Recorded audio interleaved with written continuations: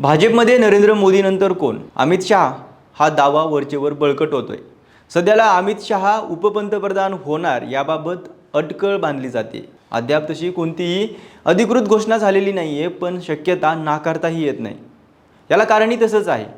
ती कोणती यावर चर्चा करूयात। मात्र अमित शहा यांनी जर उपपंतप्रधान पद घेतलंच तर ती त्यांची घोडचूक ठरू शकते। असं म्हणण्याचं कारण काय याच्यावरही बोलूयात। नमस्कार, मी अमोल जाधव आणि तुम्ही पाहताय लगाव बत्ती। मोदींना आव्हान देणारे विरोधी पक्षातील आणि भाजप अंतर्गत कोण नेते आहेत असं विचारलं जायचं। यासोबतच पुन्हा एकदा नरेंद्र मोदीच पंतप्रधान पदावर येतील का हे देखील सांगता यायचं नाही। पण आता पुन्हा एकदा मोदीनंतर कोण याभोवती सगळी चर्चा फिरते। 2014 आणि 2019 अशा दोन्ही निवडणुका आणि देशाचं राजकारण मोदी केंद्रित दिसून आलं। पण 2024च्या लोकसभा निवडणुकांमध्ये बदल दिसून आला, तो म्हणजे अमित शहा यांच्या भोवती देशाचं राजकारण फिरू लागलं। विशेषतः पश्चिम बंगालमधील भाजपच्या अभूतपूर्व विजयानंतर अमित शहा फ्रंट फूटवर येण्याची चर्चा सुरू झाली। म्हणजेच काय तर थोडक्यात मोदींची जागा आता अमित शहा यांनी घेतली। याआधी त्यांचं स्थान काय होतं? अमित शहा यांनी नक्की काय केलं? त्यांचं सत्तेतलं महत्त्व काय हे मोजक्या शब्दात सांगायचं झाल्यास 2014 ते 2019 या काळात अमित शहा प्रत्येक राज्यात भाजपचा संघटनात्मक ढाचा हा अधिक भक्कम करण्यात व्यस्त होते। प्रत्येक गावात आपला कार्यकर्ता असला पाहिजे इथपासून ते बूथ प्रमुखांपर्यंतचं नियोजन अमित शहा पाहत होते। त्यानंतर 2019 ते 2026 पर्यंतचा देशांतर्गत सगळा कारभार अमित शहा पाहत आलेत, अगदी पंतप्रधान असल्यासारखाच। 370 कलम हटवणं असोत, काश्मीरमध्ये जे संयुक्त सरकार होतं ते मोडीत काढून काश्मीरमध्ये राष्ट्रपती राजवट लागू करणं असो, इथपासून ते अगदी बंगालच्या निवडणुकीच्या गोष्टी अमित शहा यांनी हाताळल्यात। देशांतर्गत दाखवण्यासाठी मोदींचा चेहरा आहे, मात्र मुख्य सूत्रधार हे अमित शहाच आहेत।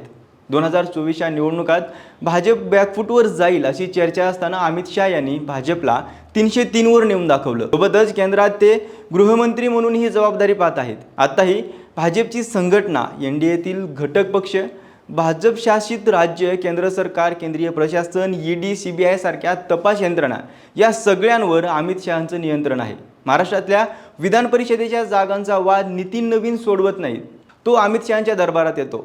इथे येणारे फक्त भाजपचे नेते नसतात, तर ते दुसऱ्या पक्षांचे प्रमुखही असतात।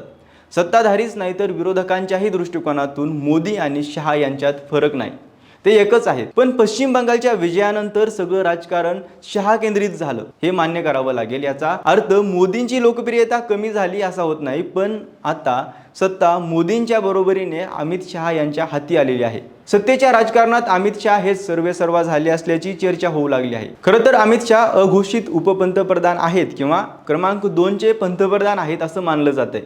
पण आता त्यांच्याबाबतचा सर्वाधिक चर्चेचा विषय म्हणजे केंद्रीय गृहमंत्री अमित शहा यांना उपपंतप्रधान पदाची जबाबदारी दिली जाऊ शकते। सध्या अमित शहा हे केंद्र सरकार आणि भाजपच्या निर्णय प्रक्रियेत महत्त्वाची भूमिका बजावत आहेत। जर त्यांची उपपंतप्रधानपदी नियुक्ती झाली तर भविष्यातील नेतृत्वाबाबत भाजपकडून हा एक मोठा संदेश असणार आहे, कारण भविष्यात मोदीनंतर त्यांच्याकडे पंतप्रधानपद दिलं जाऊ शकतं। हे सगळे अंदाज पाहता याला कारण ठरलाय पश्चिम बंगालच्या निवडणुकीचा निकाल। पश्चिम बंगालच्या विजयामुळे असं काय झालं की फक्त अमित शहांचं नाव घेतलं जात आहे? कारण पश्चिम बंगालच्या विजयात अमित शहा हेच हुकमी एक्का ठरले। 5 वर्षापूर्वी पश्चिम बंगाल मोदी जिंकून देतील असं मानलं जात होतं, पण भाजप जिंकली नाही। यावेळी मात्र भाजपने विजय खेचून आणला। शहांनी ममताच्या हातातून पश्चिम बंगाल खेचून आणला आणि आपली विश्वासू शुवेंदू अधिकारी यांना मुख्यमंत्री केलं। पश्चिम बंगालमध्ये यावेळी मोदींच्या प्रचार सभा झाल्या, पण चर्चा अमित शहा यांच्या रणनीतीची झाली। यावरून असं सिद्ध झालं की केवळ मोदींच्या आधारे निवडणुका जिंकता येणार नाहीये, तर अमित शहा तितकेच महत्त्वाचे आहेत। मध्य प्रदेश, हरियाणा, महाराष्ट्रातील विधानसभा निवडणूक असो किंवा बिहार आणि पश्चिम बंगालची निवडणूक, या सगळ्या घडामोडी पाहिल्या तर आता मोदीच भाजपला जिंकून देतील अशी परिस्थिती राहिलेली नाहीये। हाच मुद्दा अमित शहाचं वजन वाढवतो। भाजपने देखील हेच लक्षात घेऊन 2029ची लोकसभा निवडणूक कदाचित मोदीच्या नेतृत्वाखाली लढवेल आणि अमित शहा यांच्या हातात पंतप्रधान पद दिलं जाऊ शकतं। पण तोपर्यंत त्यांच्याकडे उपपंतप्रधान पद देण्याची शक्यता आहे, त्यामुळे त्यांच्या भोवतीचं राजकारण नक्कीच बदलू शकतं। म्हणून अमित शहा यांनी उपपंतप्रधान पद घेऊ नये असं राजकीय विश्लेषकांचं म्हणणं आहे, कारण एकतर उपपंतप्रधान हे संविधानिक पद नाहीये, फक्त शोभेचं पद आहे। आधीच देशाचे गृहमंत्री म्हणून किंवा भाजपमधील दुसऱ्या क्रमांकाचे नेते म्हणून त्यांची व्याप्ती कमी नाहीये. भाजपचे किंगमेकर म्हणून त्यांचं महत्त्व आधीच इस्टॅब्लिश झालेलं आहे. त्यांचा दबदबा पंतप्रधानापेक्षा कमी नाहीये. अशा परिस्थितीत उपपंतप्रधान पद लावून वेगळा असा फायदा काहीच होणार नाही. उलट उपपंतप्रधान झाल्यावर शिष्टाचार सुरू होतो, त्यात पदावर असणारा व्यक्ती व्यस्त होतो आणि उपपंतप्रधान पद हा कायम उप म्हणूनच राहतो. यापूर्वी भाजपसाठी अशी परिस्थिती निर्माण झाली होती. तो काळ म्हणजे आडवाणी आणि वाजपेयी यांचा काळ. 1984 मध्ये बारगळलेला भाजप पक्ष याच पक्षाने 1996 पर्यंत स्वबळावर सत्तेत येण्यापर्यंतची झेप घेतली आहे. हे कर्तृत्व आडवाणीचं समजलं जातं. वाजपेयींचं सरकार आल्यानंतर लालकृष्ण आडवाणी हे गृहमंत्री झाले. त्यांनी अल्पावधीतच उपपंतप्रधान पद घेतलं. आडवाणी संघटनेत सर्व कुशल होते, पण त्यांच्या सत्तापदाच्या इच्छेला वाजपेयी रोखू शकले नाहीत. यात झालं काय की उपपंतप्रधान पदावर आल्यानंतर आडवाणी सत्तेत रमले आणि त्यांचं पक्षाकडे दुर्लक्ष झालं.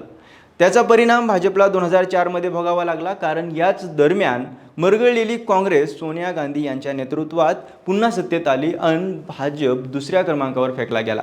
ज्येष्ठ पत्रकार भाऊ तोरशेकर हे उपपंतप्रधान पदाच्या मोहापायी आडवाणींनी भाजपची आभाळ केली असं म्हणतात. नंतर 2014 मध्ये भाजप निवडून सत्तेत आली, पण तोपर्यंत आडवाणींना त्यांचं पक्षातील महत्त्व टिकवता आलं नाही. उपपंतप्रधान पद भोगणं हे आडवाणींनी एक प्रकारे स्वीकारली निवृत्तीच होती असं मत तोरशेकर व्यक्त करतात. यावरून असंच वाटते की अमित शहा यांनी उपपंतप्रधान पद घेतल्यास ती त्यांची मोठी राजकीय चूक ठरू शकते, पण अमित शहा सारखे राजकीय धुरंधर ही चूक नक्कीच करणार नाहीत. तुम्हाला काय वाटतं कमेंटमध्ये नक्कीच सांगा आणि अशाच इंटरेस्टिंग व्हिडिओसाठी लगावबत्तीला सबस्क्राईब करायला विसरू नका.